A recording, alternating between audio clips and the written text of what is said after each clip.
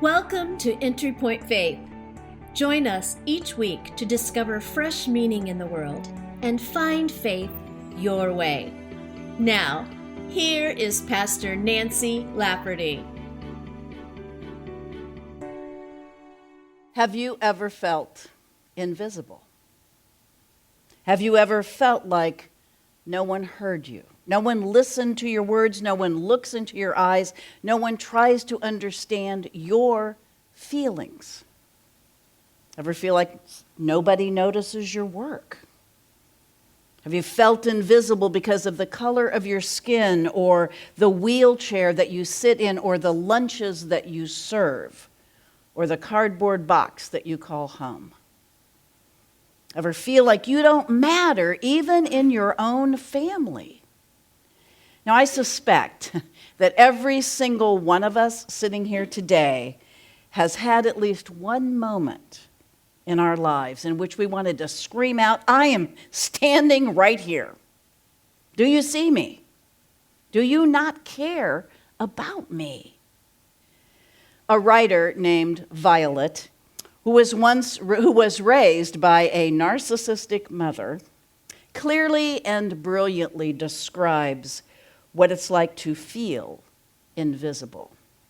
Let's listen to Violet. I wasn't just invisible physically, I felt invisible on a deeper, more fundamental level.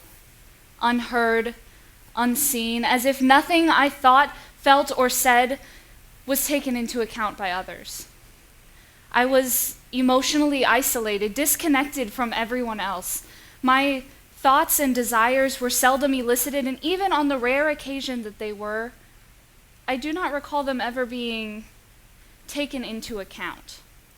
If decisions were made that were in sync with my wishes, they were coincidental, not by design.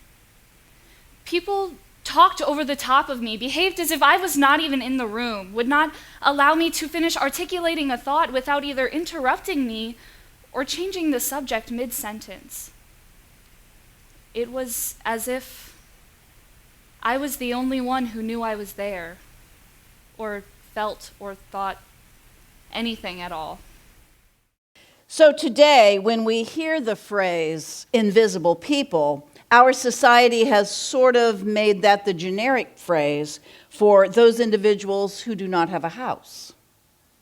Multiple social experiments have taught us that those who are out on the streets or living in their cars are often unseen as we walk by them. Now, several years ago, Richard Gere was involved in the filming of a documentary-style movie about people who do not have homes, titled Time Out of Mind.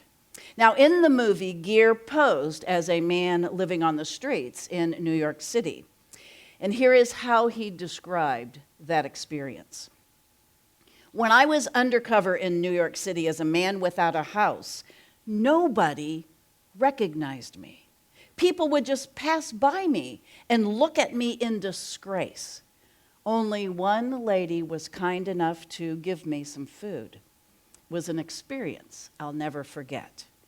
After I was done with the filming each day, I walked around and I gave money and food to each person I saw living on the street. Be the change you wish to see in the world. Now, unfortunately, in addition to those individuals without houses, there are many other groups of people who struggle with feeling unseen, unnoticed, and who live daily without the respect and the dignity that we all deserve.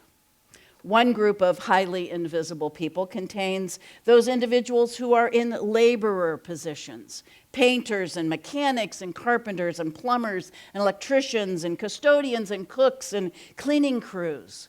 Far too often, we see professionals either talking down to them or sadly not even noticing them. Now, it may surprise you to know that several years ago, Marcy and I had a painting business. And for a season, Beth Freed was one of our painters.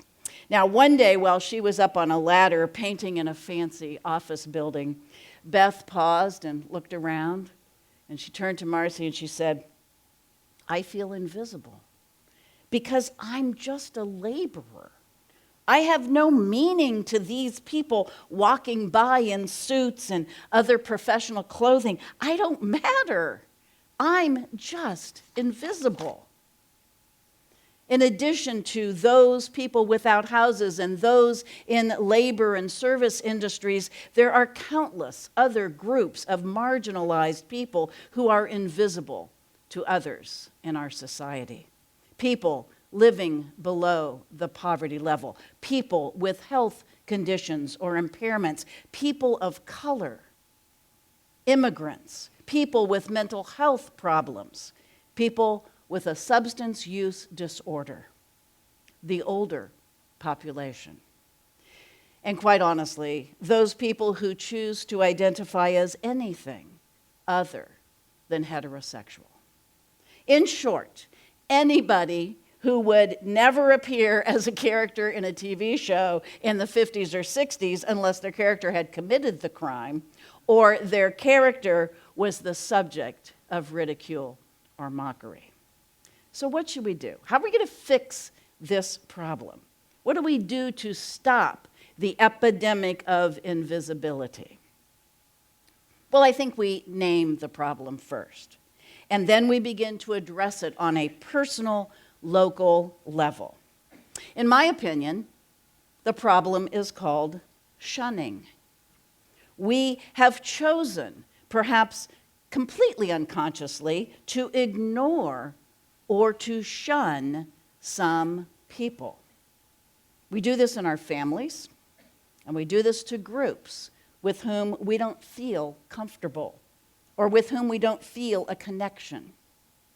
According to the famous Wikipedia, shunning is an act of social rejection, which occurs when a person or group deliberately avoids association with and habitually keeps away from an individual or group.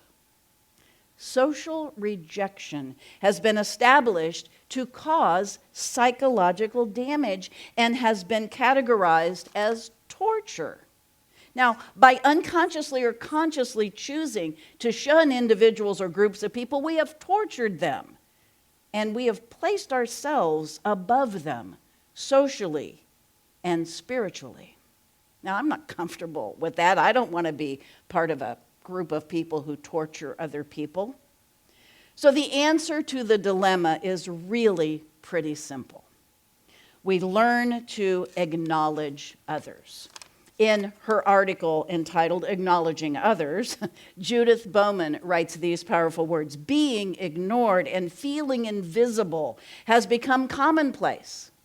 The simple gesture of acknowledging others shows you are socially aware, inclusive, even gracious. What does acknowledgement look like?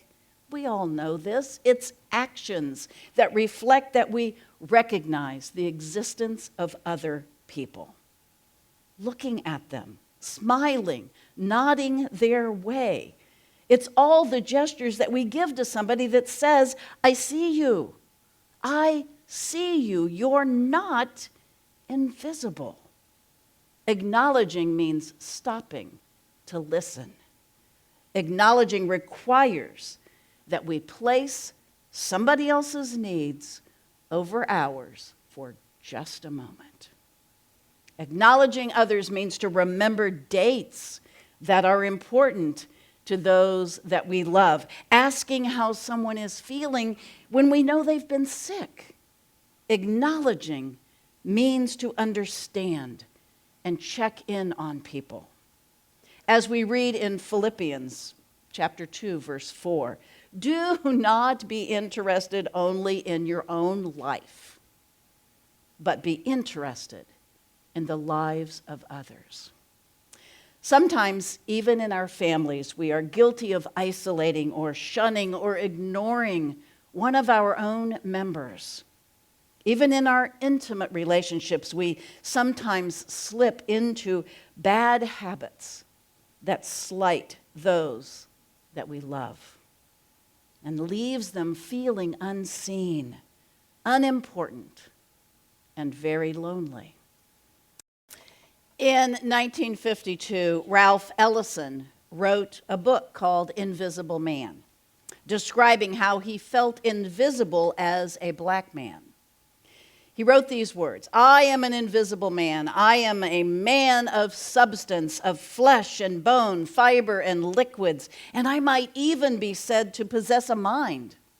I am invisible, understand, simply because people refuse to see me." My friends, it is time for us to stop refusing to see people. It is time to become more aware, more conscious, more in tune with other human beings that we encounter all around us. May we initiate eye contact. May we offer smiles of acknowledgement. It doesn't take that much. The next time we cross paths with any of those individuals on that list who chronically feel invisible, maybe we could just look at them and nod.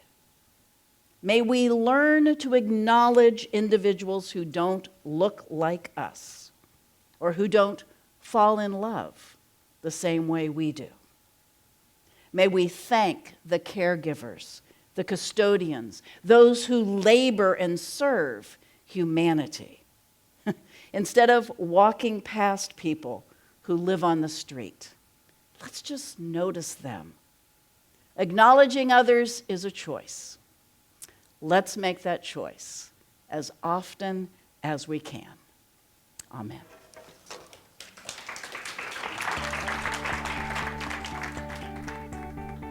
Thanks for listening in on this week's discussion on Entry Point Faith.